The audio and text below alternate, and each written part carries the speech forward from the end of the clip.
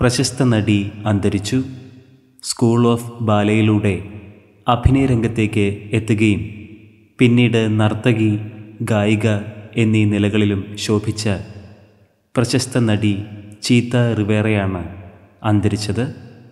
2009 American president Barack Obama presidential medal of freedom നൽകി ആദരിച്ചിരുന്നു.